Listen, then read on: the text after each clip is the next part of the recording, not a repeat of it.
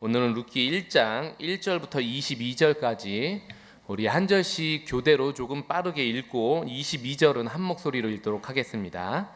사사들이 치리하던 때에 그 땅에 흉년이 드니라. 유다 베들레헴의 한 사람이 그의 아내와 두 아들을 데리고 모압 지방에 가서 거류하였는데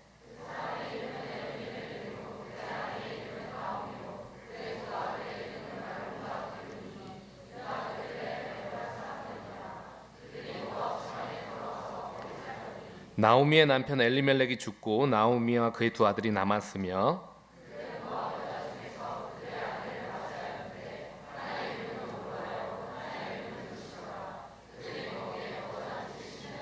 말론과 기륜 두 사람이 다 죽고 그 여인은 두 아들과 남편의 뒤에 남았더라.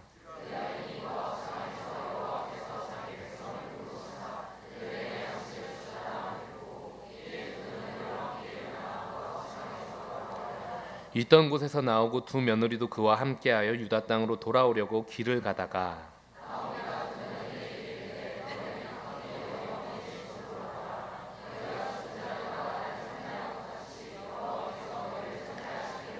여호와께서 너희에게 허락하사 각기 남편의 집에서 위로를 받게 하시기를 원하노라 하고 그들에게 입맞춤에 그들이 소리를 높여 울며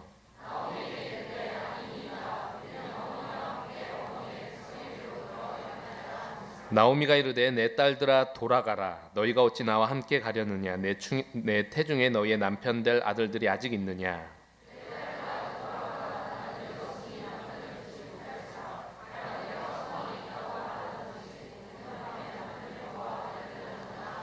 너희가 어찌 그들이 자라기를 기다리겠으며 어찌 남편 없이 지내겠다고 결심하겠느냐. 내 딸들아 그렇지 아니하리라. 여호와의 손이 나를 치셨으므로 나는 너희로 말미암아 더욱 마음이 아프도다 하매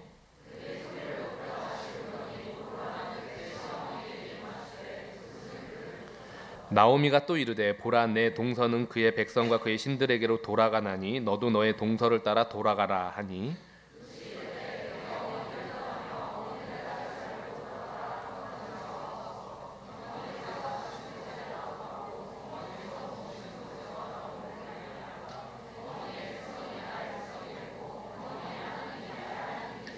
어머니께서 죽으시는 곳에서 나도 죽어 거기 묻힐 것이라. 만일 내가 죽는 일 외에 어머니를 떠나면 여호와께서 내게 벌을 내리시고 더 내리시기를 원하나이다 하는지라.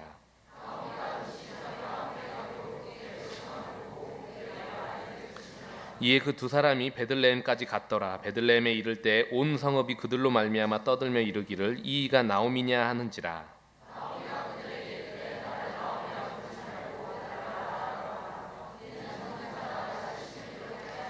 내가 풍족하게 나갔더니 여호와께서 내게 비어 돌아오게 하셨느니라. 여호와께서 나를 징벌하셨고 전능자가 나를 괴롭게 하셨거늘 너희가 어찌 나를 나오미라 부르느냐 하니라.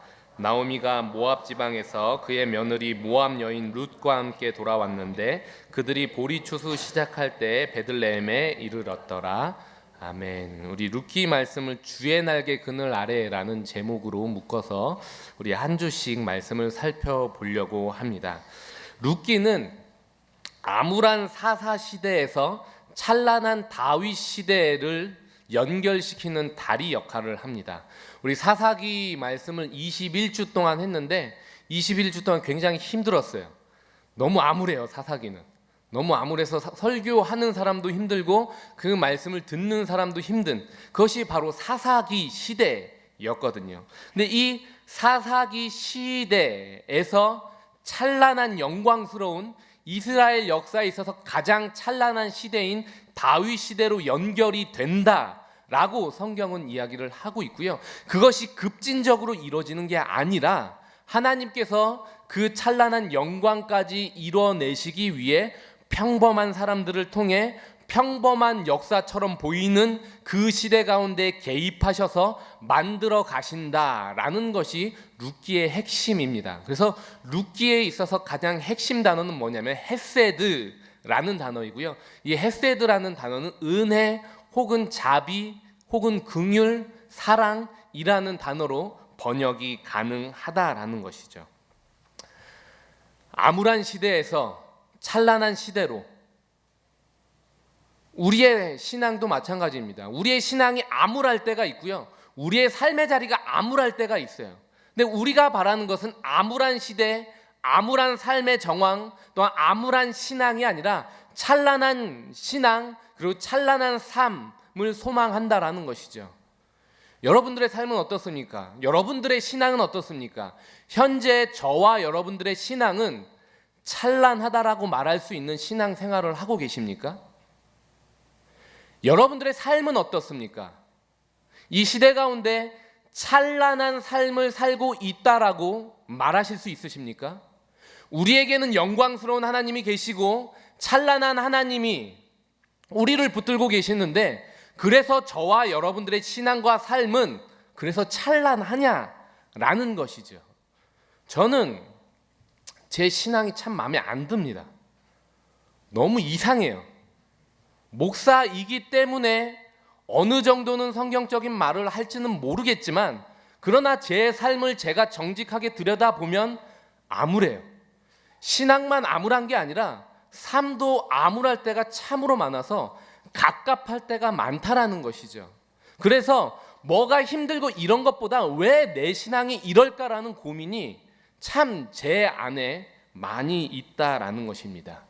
이런 고민을 가지고 살았던 사람들이 이스라엘 사람들이며, 이 고민 가운데 있던 한 사람이 룻기의 첫머리에 등장하면서 이 룻기를 열기 시작한다라는 것이죠.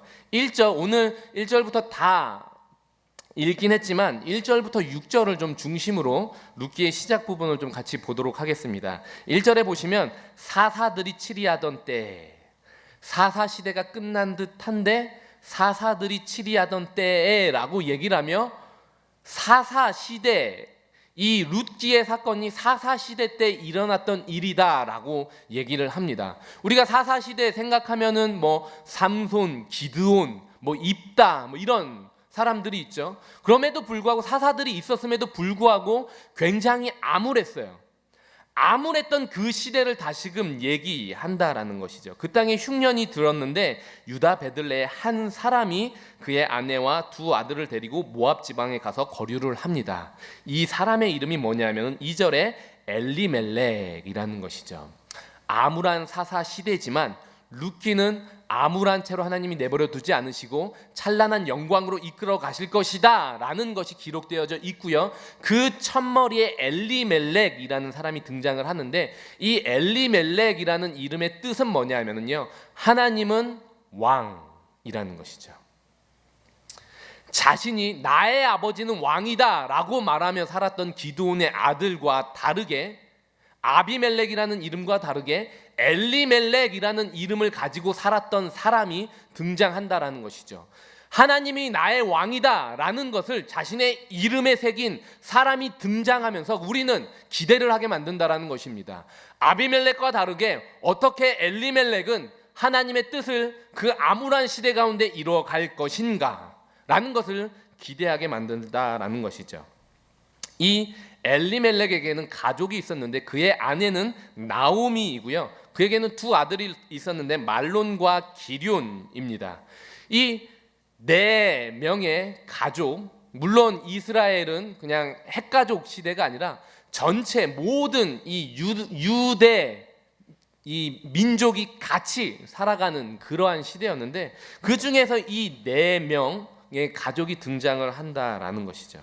그런데 이 네 가족이 잘 살고 있었는데 그 땅에 흉년이 임한 겁니다. 이 성경에서 나오는 이 흉년이라는, 1절에 나오는 흉년이라는 단어는 배고픔, 굶주림이란 뜻입니다. 그러니까 그 시대 가운데 엄청난 배고픔과 엄청난 굶주림이 이 유대 땅을 지배하기 시작했던 것 같습니다. 그래서 엘리멜렉은 한 집의 가장으로서 고민했을 것입니다. 어떻게 이 엄청난 이 흉년의 때를 살아낼 것인가? 어떻게 이 엄청난 흉년이 지배한 이 시대 가운데 내가 내 아내를, 내가 내 아들들을 양육해낼 것인가? 어떻게 가장으로 살아낼 것인가? 엄청나게 고민했을 거예요. 어떻게 해야 되지? 이 흉년의 땅을 벗어나야 되나? 아니면 뭘 해야 되나? 우리가 고민하는 것과 비슷하지 않습니까? 이 시대 가운데 과연 우리는 어떻게 살아내야 될 것인가? 이 땅이 정말로 정의와 공의가 아닌 불법이 가득한 이 나라 가운데서 우리가 이 나라를 떠나야 되는가? 아니면 이 땅에 남아가지고 무엇을 해야 되는가? 고민하는 것과 비슷한 시대에서의 삶의 고민을 했다라는 것이죠. 근데 이 엘리멜렉이 고민할 수밖에 없었던, 그냥 쉽게 그 땅을 벗어날 수 없었던 이유들이 있습니다. 그게 뭐냐면 이스라엘은 하나님께 선물로 땅을 분배받은 자들이에요. 하나님께서 그들에게 선물로 땅을 주면서 경계선을 그어 놓으셨습니다. 이 경계를 넘어가지 말아라. 너희는 이 경계 안에서만 살아라. 12지파 각각에게 맞는 선물로 땅을 주시고 경계선을 그어 놓으셨다라는 거예요. 왜 하나님께서 이런 식으로 땅을 주셨느냐? 두 가지 이유 때문입니다. 하나는 뭐냐면은 완전하신 하나님께서 가장 완전하게 너희의 지경을 허락하셨고 완전하게 보호하실 것이니 세상을 돌아보지 않고 너희의 있음과 없음에 주눅들거나 교만하지 말고 하나님의 능력을 바라보며 끝까지 하나님을 신뢰하며 살아라. 하나님만을 바라보게 만드시기 위해 경계선을 그어 놓으셨습니다. 또 하나 이유는 뭐냐면은 자신에게 주어진 땅을 넘어가서 이웃의 땅을 침범하지 말라라는 거예요. 저 땅이 더 좋아 보이는데, 베냐민 땅이 더 좋아 보이는데, 저 다른 땅들이 더 좋아 보이는데 저 땅 가서 살까 해서 자신에게 있는 땅 외에 다른 사람의 땅을 침범해서 이웃의 땅을 자신의 것으로 만드는 범죄를 짓지 말라라는 것이죠. 끝까지 하나님을 신뢰하라라는 첫 번째 이유와 두 번째 이웃을 지켜내라, 이 두 가지 이유 때문에 하나님께서 그들의 삶의 경계선을 그어 놓으셨다라는 것입니다. 그래서 이 땅을 벗어날 것인가 벗어나지 않을 것인가, 이것은 단순히 삶의 어떤 고민이 아니라 신앙적인 고민에서 기반한다라는 것이죠. 이 흉년일 때 엘리멜렉 가족들은 어떤 삶을 살고 있었을까요? 흉년의 때 이들은 이 유다 땅을 떠나서 모압 땅으로 갑니다. 얼핏 보면은 배고픔과 굶주림이 이 엘리멜렉의 가정도 침범하고 집어삼킨 것처럼 보여요. 근데 21절 한번 보시죠. 21절에 이렇게 기록되어 있습니다. 내가 풍족하게 나갔더니 여호와께서 내게 비어 돌아오게 하셨느니라. 자, 엘리멜렉이 유다 땅을, 하나님께서 주신 유다 땅을 버리고 모압 땅을 향해 나아갑니다. 나아갈 때 이 엘리멜렉은 어떤 상태였다라고 성경은 말하고 있죠? 풍족했다라는 것이죠. 그 시대에 흉년은 가득했어요. 그러나 아직 엘리멜렉과 나오미와 두 아들은 풍족했습니다.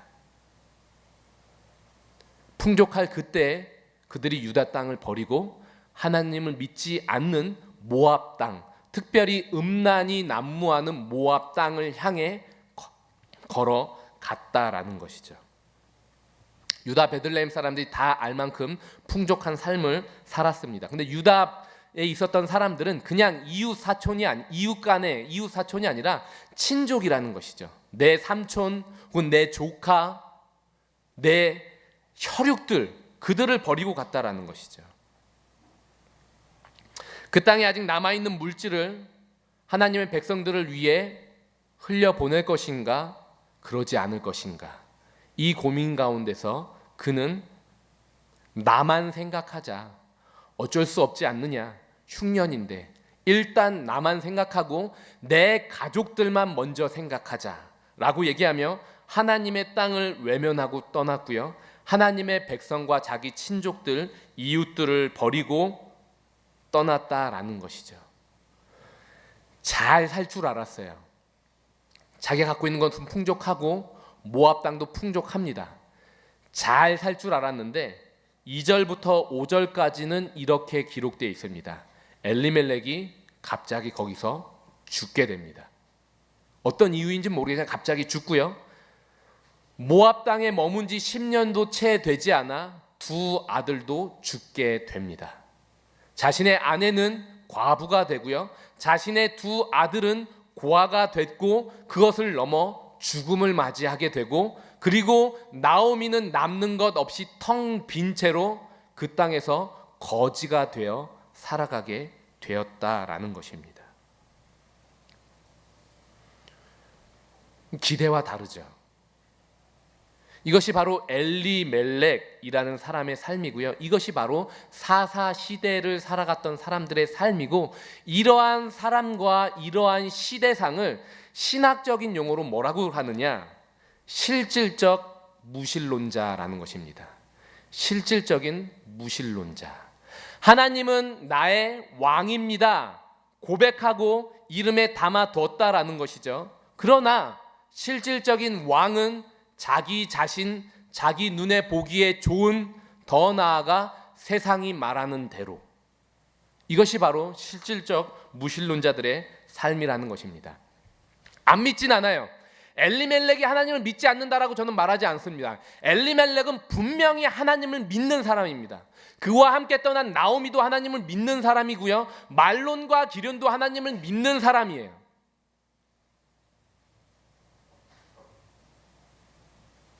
그러나 안 믿진 않지만 하나님을 믿고 살면 과연 내 삶이 윤택해질 수 있는가? 과연 하나님을 믿는 자로서 살아가면 이 땅에서 복을 받는가에 대한 고민은 하며 산다라는 것이죠. 여러분들은 어떻습니까? 이 자리 가운데 앉아 계신 분 중에 하나님을 믿지 않습니다라고 말하면서 앉아 계신 분은 저는 없다라고 생각합니다. 그래서 실질적으로 믿고 있습니까? 입술의 고백 말고 실질적으로 정말로 내 삶이 하나님을 믿는 자로서의 삶을 살고 있냐라는 것이죠.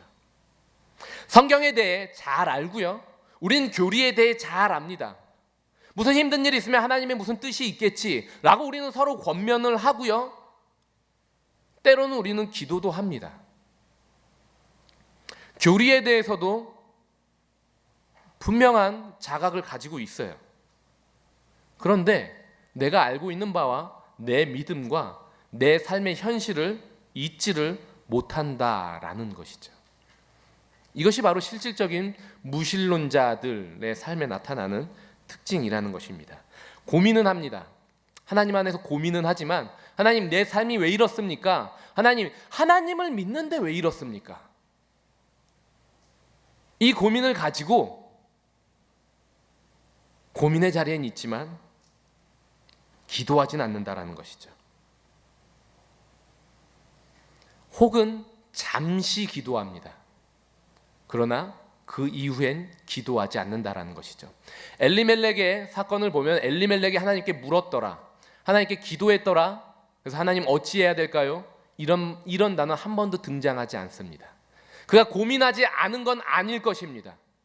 고민했지만 그는 하나님께 묻거나 하나님 앞에 나아가지 않았다라는 것이죠. 그리고 그는 때로는 기도도 했을 것입니다. 그러나 흉년이라는 상황이 닥치자 그 상황이 그의 기도를 멈추게 만들었다라는 것이죠. 이 자리 가운데 있는 저와 여러분들 중에 기도가 멈춘 분들이 계실 것입니다. 그 전부터 기도를 하지 않았던 게 아니라 기도를 지금까지 쭉 해왔는데 기도했는데도 불구하고 아무 응답이 없었기 때문에 멈춰버린 분들도 계실 것이고요, 상황이 너무 크기 때문에 아예 기도 자체를 멈춘 분들도 계실 수 있습니다. 어쩔 수 없지 않는가 라는 이유로 우리는 기도를 멈춰버린다라는 것이죠. 이것이 바로 룻기를 시작하는 시대상 하나님께서 깨뜨리려는 바로 그 신앙이라는 것입니다. 하나님은 왕이란 이름을 새긴 엘리멜렉과 예수가 그리스도입니다 라는 이름을 새긴 저와 여러분들, 다릅니까? 아니면 같습니까? 우리는 찬란한 영광을 향해 가기 전에 이 질문 먼저 정직하게 우리에게 던져야 한다라는 것입니다. 나는 실질적인 무신론자인가? 아니면 실질적 그리스도인인가? 믿는 자답게 살기 참 어려운 시대입니다.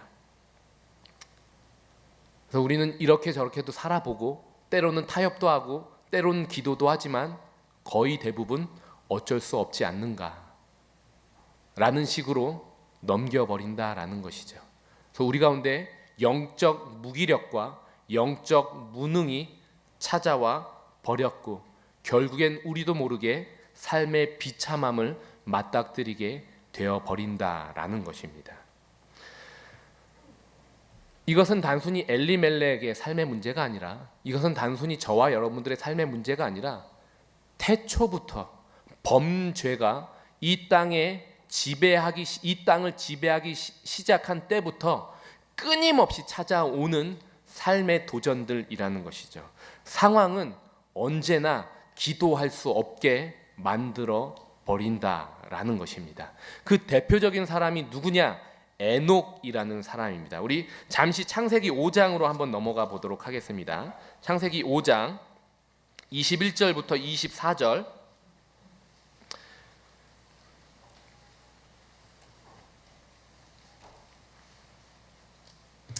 제가 한번 읽어보겠습니다. 에녹은 65세에 무두셀라를 낳았고 무두셀라를 낳은 후 300년을 하나님과 동행하며 자녀들을 낳았으며 그는 365세를 살았더라. 에녹이 하나님과 동행하더니 하나님이 그를 데려가심으로 세상에 있지 아니하였더라. 에녹, 그러면 우리가 아는 이 사람의 삶의 특징은 뭐냐면 하나님과 동행했다라는 것입니다. 그런데 성경은 이렇게 말합니다. 22절에 보면 무두셀라를 낳은 후에야 하나님과 동행했다라는 거예요. 그럼 다시 말하면 무두셀라를 낳기 전에는 하나님과 동행하지 않는 삶, 하나님께 전혀 관심이 없던 삶, 하나님은 알지만 하나님에 대해 믿지만 하나님과 전혀 상관없는 삶, 지 멋대로의 삶을 살았던 삶이 바로 에녹의 삶이었다라는 것입니다. 65세 동안은 자기 마음대로 살았어요. 세상의 방식대로 살았고. 근데 왜? 그럼 그는 65년 동안 하나님을 믿지 않는 자처럼 살았을까요? 잠시 한번 PPT를 한번 띄워주시죠. 자, 잘 안 보이실 텐데, 자, 저 동그랗게 칠한 게 에녹입니다. 자, 잘 보시면 에녹이 65세 때 제일 위에는 아담, 그 밑에는 셋, 에노스, 게난 뭐 쭉쭉쭉 있어요. 에녹이 아담의 7대 손인데 에녹이 65세 때까지 죽은 사람이 있습니까? 없습니까? 없어요. 에녹이 65세 때까지 어느 누구도 죽지 않았다라는 것이죠. 에녹이 무두셀라를 낳을 때 65세인데 그때 아담의 나이가 687세였어요. 에녹 위에 1세대부터 6세대까지 어느 누구도 죽지 않고 살아 있었다라는 것입니다. 에녹은 다시 말하면 죽음을 모르던 사람, 그 시대는 죽음을 모르던 시대였어요. 굉장히 의아하지 않습니까? 아담이 선악과를 따먹었을 때 하나님께서 말씀하신 건 뭐냐면은 정령 죽으리란데 687년이 지날 동안 죽지 않았다라는 거예요. 하나님께서 죽으리라고 말씀하신 그 말씀이 무려 700년 가까이 이루어지지 않고 있다라는 것이죠. 내려주셔도 되고요. 자, 그럼 그 시대 사람들은 무슨 고민을 했을까요? 700년 동안 하나님의 약속은 과연 이루어지는가? 하나님의 말씀대로 살지 않아도 죽지 않을 수 있는가? 이 고민을 했다라는 것이죠. 하나님의 말씀대로 살지 않아도 700년을 죽지 않네? 하나님의 뜻대로 살지 않아도 죽음은 찾아오지 않네? 점점 사람들은 자기 멋대로 살기 시작했다라는 것입니다. 에녹은 하나님을 압니다. 하나님이 살아계심을 알고 하나님이 내 조상 첫 번째 아담을 창조하셨다라는 것을 그를 통해 직접 들었을 수도 있어요. 그럼에도 불구하고 죽음이 찾아오지 않는다라는 것입니다. 저 먼 조상 아벨은 죽었는지는 모르겠어요. 근데 그걸 본 사람은 딸랑 몇 명밖에 없다라는 것이죠. 과연 정말 죽는가? 하나님을 등지고 살면 정말로 우리는 끝을 보게 되는가? 그 시대는 죽음을 몰랐고 죽음을 몰랐기 때문에 멋대로 살아도 된다라고 말하며 살아갔다라는 것입니다. 이것이 바로 에녹의 신앙이었고 이것이 바로 에녹이 살던 그 시대에 모두가 살던 삶의 방식, 하나님의 말씀대로 절대로 세상은 흘러가지 않는다. 이것이 지배적인 문화였다라는 것이죠. 어쩔 수 없지 않는가? 그냥 어쩔 수 없이 살아도 하나님은 내버려 두시지 않는가? 이 65년의 삶을 하나님께서 깨뜨리고 찾아오십니다. 그걸 바로 성경은 두 단어를 통해 설명하는데 하나님과 동행이라는 것이죠. 또 다른 질문이 이겁니다. 그럼 어떻게 65년 동안 개차반으로 살았는데, 실질적인 무신론자로 살았는데 어떻게 에녹은 하나님과 동행할 수 있었는가? 성경이 말하는 건 이거예요. 에녹이 하나님과 동행했다가 아니라 하나님이 그렇게 살았던 에녹과 동행하셨더라라는 것입니다. 에녹이 무엇을 잘해서가 아니라 엉망진창으로 살고 있던 그 에녹을 긍휼히 여기사 은혜로 에녹을 찾아오셨다라고 얘기를 하면서 그것을 무드셀라라는 이름에 담아 두었다라는 것이죠. 무드셀라의 이름의 뜻은 무엇이냐면은 그가 죽을 때 보내리라 라는 합성어입니다. 그가 죽을 때 보내리라.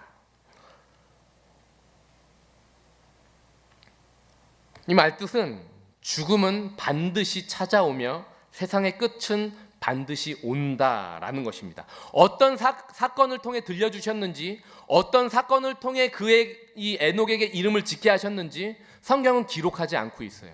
어떤 방법인지는 모르겠지만 하나님께서 그를 통해 죽음을 단 한 번도 본 적이 없던 에녹의 귓가에 죽음은 반드시 찾아오며 끝은 반드시 있다라는 것을 듣게 하신 겁니다. 그 지도의 끝을 보면 600년, 700년 동안 죽음이 임하지 않았는데 그 이후로 엄청난 죽음이 몰려온다라는 것이죠. 청년의 때가 이런 것 같습니다. 청년의 때는요, 죽음을 생각하지 않아요. 청년들은요, 끝까지 살 것 같고요, 우리의 젊음이 끝까지 이어질 것 같이 생각한다라는 것이죠. 그러나 잠깐 후 우리의 삶에 어마어마한 죽음의 그림자들이 밀려옵니다. 제가 지금 30대 후반인데요, 30대 후반을 맞이하자 부모님의 죽음, 할머니의 죽음, 이웃들의 죽음, 가족들의 죽음 어마어마하게 밀려온다라는 것이죠. 그 죽음이 나를 향해서도 밀려온다라는 것이죠. 제가 20대 때는 그럴 거라고는 생각지도 못했어요.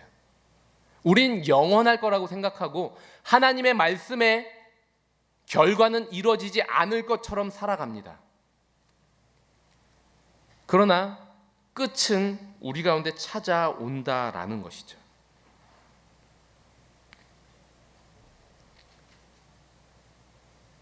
실질적인 무신론자들에게 찾아오는 가장 결정적인 삶의 모습은 무엇이냐면은 죄를 합리화시킨다라는 거예요. 어쩔 수 없다라는 합리화, 이렇게 할 수밖에 없지 않는가라는 합리화, 하나님이 간섭하지 않았기 때문이지 않습니까? 라는 핑계라는 것이죠.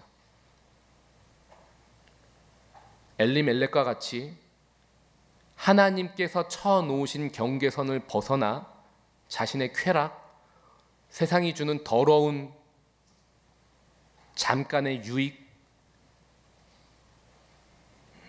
그런 것들을 탐닉하면서도 겉으로는 여전히 그리스도인인 것처럼 얼마든지 저는 살 수 있습니다. 저는 목사라는 이름으로 얼마든지 추잡한 삶을 살면서 그렇지 않은 척 여러분들에게 보일 수 있어요. 그게 여러분들에게도 있고요, 혹시 지금 우리의 모습이지 않냐라는 것입니다. 다시 룻기로 넘어와서 6절 한번 읽고 마무리를 짓도록 하겠습니다. 6절 말씀, 룻기 1장 6절 말씀 한번 읽고 마무리를 짓도록 하겠습니다. 한번 같이 읽겠습니다. 자, 시작. 그 여인이 모압 지방에서 여호와께서 자기 백성을 돌보시사 그들에게 양식을 주셨다 함을 듣고 이에 두 며느리와 함께 일어나 모압 지방에서 돌아오려 하여, 모압 지방 가운데서 10년 동안 살면서 모든 것들을 다 잃어버렸어요. 실질적인 무신론자로 살면서 잘 살 줄 알았는데 모든 것들이 다 사라져 버렸던 그 자리를 회복시켜주는 한 단어, 한 문장이 있는데 그게 뭐냐 하면 여호와께서 자기 백성을 돌보시사 그들에게 양식을 주셨다라는 것입니다. 하나님께서 모압 땅 가운데 주신 게 아니라 내가 떠나온 그 땅, 하나님께서 쳐놓으신 경계선, 그곳 가운데 하나님께서 끝내 찾아오셨다라는 말이 들렸다라는 것이죠. 내가 버렸던, 하나님이 이렇게 살면은 그리스도인다운 복을 주실까? 에이, 주시지 않는데 내가 끝까지 버틸 필요가 뭐가 있는가? 나도 그냥 세상 사람들처럼 살면 되지 않는가? 그렇게 떠나왔던 그곳 가운데 하나님께서 은혜를 베푸셨다라는 말이 들리는 거예요. 룻기 1장에는 가장 많이 등장하는 단어가 뭐냐면 돌아오라라는 거예요. 돌아오라, 돌아오라, 다시 경계선 안으로 돌아와라. 네가 버리고 떠난 그 자리, 어쩔 수 없지 않는가라고 얘기를 하면서 합리화시키면서 떠났던 하나님의 그늘 아래로 돌아오라라는 거예요. 이렇게 살면 세상 가운데서 뭐 사람들이 인정해 줍니까? 라고 해서 떠났던 그 자리 가운데서 돌아오라라는 것입니다. 음란의 자리인 모압 자리로 가서 음란한 사람들처럼 살았던 그 자리로부터 돌아오라라는 것입니다. 하나님께서 암울한 시대 가운데서 찬란한 시대로 바꾸시는 가장 첫 번째 방법은 돌아가는 거예요. 세상의 그늘에서 주의 날개 그늘 아래로 옮기는 것, 이것이 바로 첫 번째 발걸음이라는 것입니다. 저와 여러분들의 영혼은 주의 그늘 아래 지속적으로 머물고 있습니까? 아니면 타협하며 그럴듯한 그리스도인으로 얼굴을 지으며 세상의 죄, 그 마음 가지고 살아갑니까? 제가 예전에 한 목사님을 통해 들었던 얘기인데요. 한 집사님이 계시는데 이 집사님이 말로는 하나님에 대해 그렇게 말하고 다니시다가 어느 순간부터 이제 하나님을 믿지 않는 자로서 살아가기 시작하시는 거예요. 그러다 갑작스럽게 교통사고를 크게 당하셔서 거의 죽을 둥 말 둥 하는데 이 담임 목사님이 그분을 찾아갔습니다. 그래서 어떻게 이렇게 됐는가 안타까운 마음으로 쭉 그분의 말을 듣고 그리고 나서 기도해 주시면서 딱 한마디만 하고 돌아오셨는데 그게 뭐냐면은 누구누구 집사 그러다 죽어.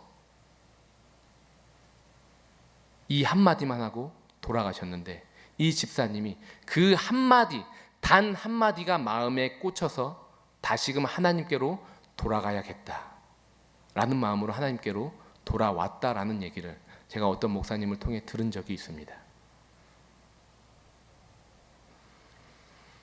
실질적 무신론자로 우린 살아가고 있지 않습니까? 죄를 합리화시키고 있진 않습니까?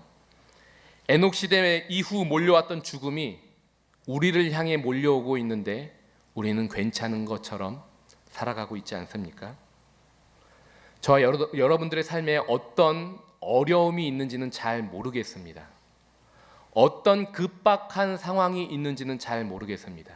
저도 리더들하고 매주 토요일마다 GBS를 하지만 제 급박한 상황, 제 어떤 제가 헤어날 수 없는 상황에 대해서 아직까지 말하지 않은 부분들도 있어요.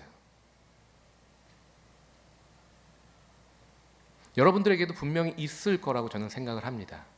그것이 가정의 상황일 수도 있고 재정적인 상황일 수도 있고 그것이 건강의 상황일 수도 있고 여러분들의 미래의 삶일 수도 있고요. 여러분들의 배우자의 삶일 수도 있고요. 뭔지는 저는 잘 모릅니다. 근데 하나님께서 부르신다라는 것이죠. 돌아오라라는 것입니다. 네가 지금 붙들고 있는, 네가 지금 의지하고 있는 하나님과 전혀 상관없는 하나님께 질문하지 않고 간 그 자리, 하나님과 상관없는 그 자리로부터 돌아오라라는 것입니다. 근데 중요한 건 우리에겐 돌아갈 힘이 없다라는 거예요. 그래서 하나님이 찾아오시겠다라는 것입니다. 하나님께 돌아갈 힘이 없어 그 자리 가운데 주저있던 나오미 가운데 하나님께서 단 한 문장을 듣게 하셨습니다. 여호와께서 자기 백성을 돌보시사 그들에게 양식을 주셨다라는 것입니다. 하나님께서 오늘 저와 여러분들에게 들려주신다라고 믿습니다. 여호와께서 자기 백성을 돌아보사 나에게 먹을 양식을 주시리라. 나의 상황 가운데 하나님께서 하나님의 상황을 만들어 내시리라. 이 말씀을 통해 찾아오시는 하나님의 동행 안에 붙들리는 은혜가 저와 여러분들 가운데 있기를 소망합니다. 지금 붙들고 있는 것이 무엇입니까? 그래서 저와 여러분들이 얻은 것은 무엇입니까? 하나님께 붙들려지는 인생, 저와 여러분들의 인생, 돌이키는 인생 되기를 예수 안에서 축복하며 함께 기도하도록 하겠습니다.